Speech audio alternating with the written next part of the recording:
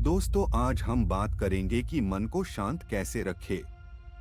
एक बार एक लड़का गौतम बुद्ध के पास जाकर कहता है, मेरे जीवन में बहुत अशांति है। कृपा करके आप मेरा मार्गदर्शन कीजिए, जिससे कि मैं इस अशांति से छुटकारा पा सकूं। गौतम बुद्ध लड़के से जीवन की अशांति का कारण पूछते हैं। लड़का उत्तर देता है, अत्यधिक विचारों के कारण मेरे भीतर बहुत सारे विचार आते हैं, जिससे मेरा मन अशांत रहता है।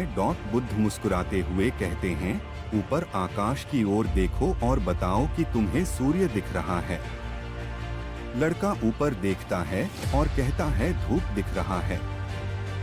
बुद्ध उससे पूछते हैं कि अगर तुम लगातार धूप में खड़े रहोगे तब क्या होगा। वह कहता है, मुझे अत्यधिक गर्मी लगेगी और शरीर में बेचैनी होगी।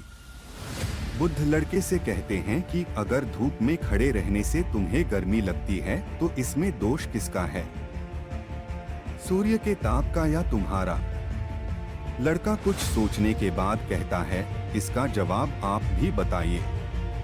बुद्ध कहते हैं, सूर्य का काम है ताप देना और ताप का काम है गर्मी लगना। ऐसे में तो दोष तुम्हारा ही है कि तुम धूप में जाकर खड़े हुए, जिससे कि तुम्हें गर्मी लगी। तुम्हें अगर शीतलता चाहिए तो तुम्हें छांव में रहना होगा। ठीक इसी तरह चंचल मन का भी स्वभाव होता है, विचारों और भावनाओं को जागृत करना।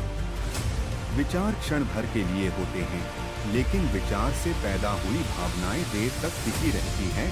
लेकिन यह तुम्हें निर्णय लेना है कि तुम्हें विचार और भावनाओं के साथ चलना है या अलग दिशा बनानी है। कैसे करें मन को शांत? बुद्ध कहते हैं, मन को शांत करने के लिए तन के आयाम पर काम करना सबसे आसान तरीका है। शरीर के स्तर पर हमारी कर्मेंद्रियां और ज्ञानेंद्रियां हैं। कर्मेंद्रियां कर्म और ज्ञानेंद्रियां ज्ञान से जुड़ी होती है। इससे हम अपनी संवेदनशीलता को बढ़ा सकते हैं, यानी हम जो भी काम करें उसे आनंद के साथ करें। मन के आयाम से हटकर तन के आयाम पर जाने से ही तुम्हारा चित्त शांत होगा। ऐसा करने से तुम मन के आयाम से हटकर शरीर के आयाम पर आ जाओगे। ठीक उसी तरह जैसे तुम धूप से हटकर छांव में आ सकते थे। मन के आयाम से हटने पर तुम्हारी जागरूकता तन पर आ जाएगी। अपने मन के विचार और भावना को नहीं बल्कि सुर को सुनो। लड़का बुद्ध से कहता है, अपने भीतर के सुर को कैसे सुने?